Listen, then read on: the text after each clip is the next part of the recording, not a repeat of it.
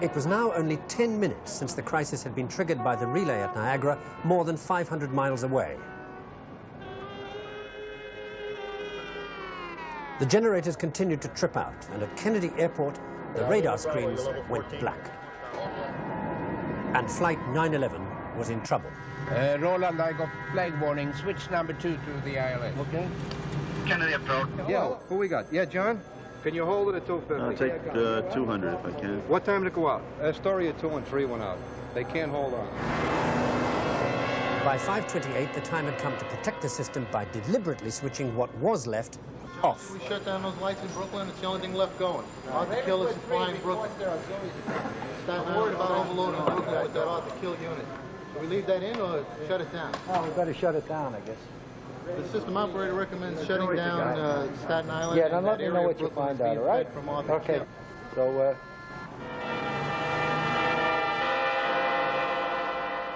thank you. Over an area of 80 million square miles, 30 million people were now in darkness.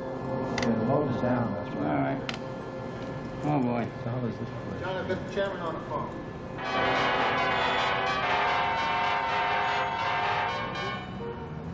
Isolated from each other in small groups, millions of people were still unaware of the extent of the blackout, in the subway especially. People started chatting, but for the most part, no one really got into it yet because we thought it was just another typical rush hour delay. But it was dark, and that was kind of unsettling, to be in such a crowd, but not to be able to see anybody. So one of the women had candles in her bag. You know, I have some candles. Maybe we can light them. This abnormal business of actually talking to anybody on the subway caught on briefly all over New York. Let's put some light on the situation. My birthday anyway. Anybody feel like singing happy birthday to me? Make a happy situation out of a terrible one. My name? Louise? Happy birthday to you. Happy birthday to you. Happy birthday. But while this journey had taken on a meaning nobody expected, so too, at the hospital, had Mrs. Marcana's delivery of twins, thanks to the anesthetic. There was then a general scurry around to find flashlights, and I immediately commandeered one so I could see what was happening. One of the nurses, whom I shall never forget, walked into the room carrying a lighted candle. Put the candle out! Get out of here! What's going on? Get out of here! Scared out of my mind with explosive anesthetic agent. I had visions of all of us, the whole place blowing up in one great conflagration. No. The phone system was the only thing working, if you could get a number. C'est partout pareil. I can't see the runway. And Captain Lofted was learning the full extent of his predicament. ILS, the landing aid that guided him in, wasn't there anymore. And Niels, check the radio. Kennedy approach control, Scandinavian 911, the ILS went US. I've got some wine here. What do you need, nice and cake? The extraordinary thing in the subways was that a full hour into the crisis, nobody was trying to escape from the trap. Yeah, it's not even a corkscrew. Would it be cricket to put one in the end? Yeah. Okay. Now what we need is the knife. I think I have something. Now you know it. We need now the cups. Anyone got cups? Got a wish. The wish is that we get home tonight. Maybe it should be about the size of it. Yes, good health to the birthday girl. Hope you enjoy many years. I just assumed that something went wrong with the particular train that I was riding on. There was a feeling of it's being something we all just had to wait out together. There was nothing anybody could do about it. No one knew anything about anything. Kleenex. I can carry napkins around. I wipe the seats off so I don't get my clothes dirty. Put yourself in this position. Would you do any different? Here they were, 1 hour into a major disaster, and still trying to laugh their way out of it. Drinking wine on the subway, I'll tell you that. Yeah, help yourself. If anybody's driving, don't drink. Remember that. How about singing the song? Anybody know any songs? Well, I'm tired and I want to go to bed.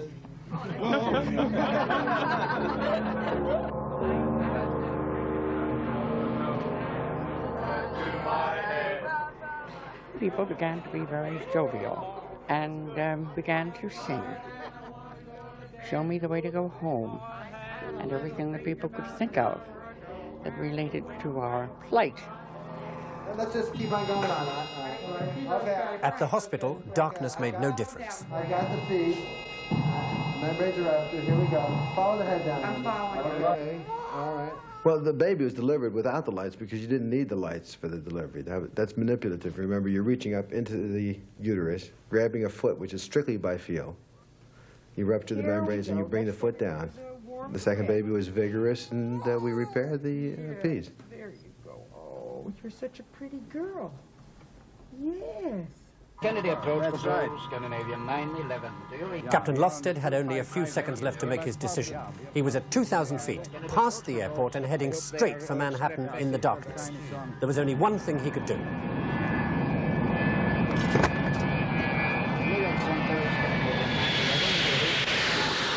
Lofsted and 200 other jets that night landed with the help of radio working on planes sitting on the ground. In the subway, people were still coping. About after an hour or an hour and a half, people became very restless. It was not pleasant. It was not very congenial, but everybody felt scared.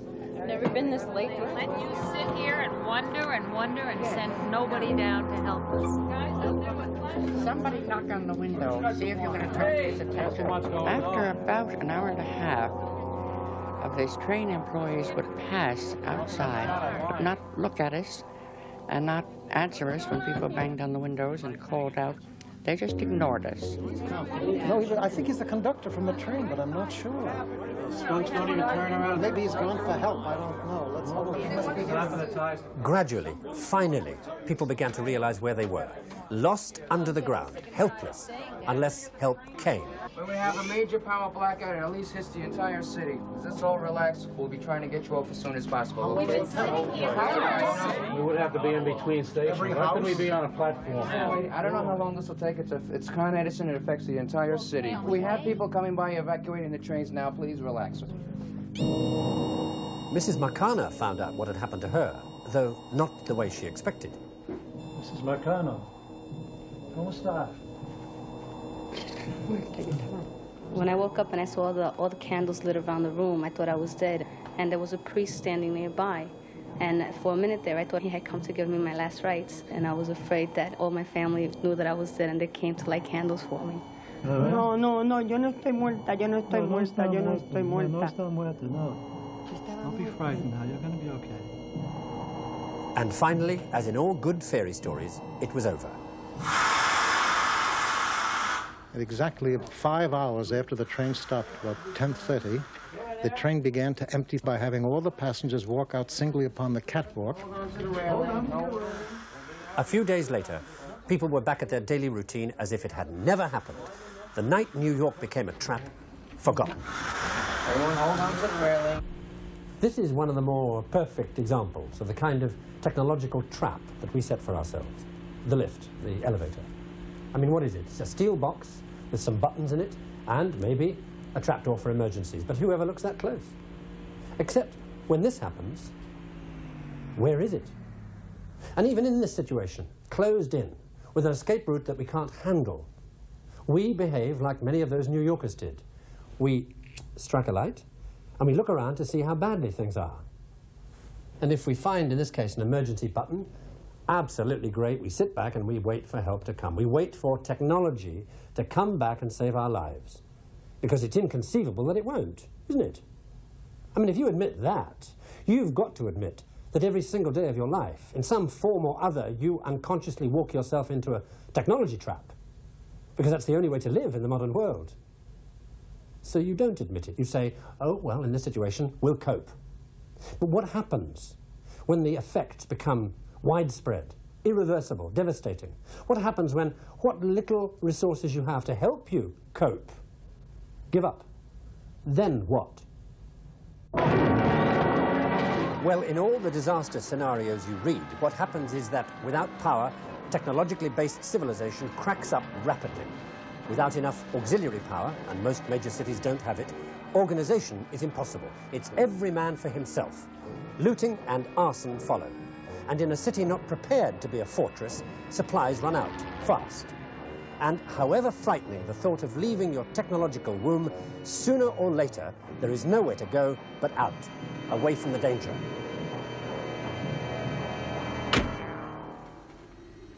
The minute you decide to move, you're on your own, in a way that no modern 20th century city dweller has ever been in his life. And then the traps begin to close. To start with, do you even know where to go in order to survive? Did you manage to get a map before you left? And if you did, how do you get out? Walk? Drive until you run out of fuel? Are you ahead of the millions of other people pouring down these roads trying to do just what you're trying to do? And if they catch up with you, have you got something they need? And if you have, can you protect yourself? Did you bring enough food and drink to last as long as necessary? And if you didn't, where will you get it? Steal? How far out will you have to push on until you're far enough out to be safe? And can you be sure that's far enough? And even if by some miracle you finally make it, do you know enough to recognize the place to stop when you see it? I mean, what does survival without technology look like? There'll be no signs up.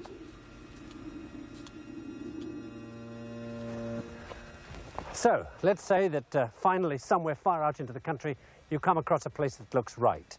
And let's say that you've had the good sense and the good luck to look for a farm, because that's where food comes from, doesn't it? Okay, so it's a farm, so you decide to stop. Has anybody got there first?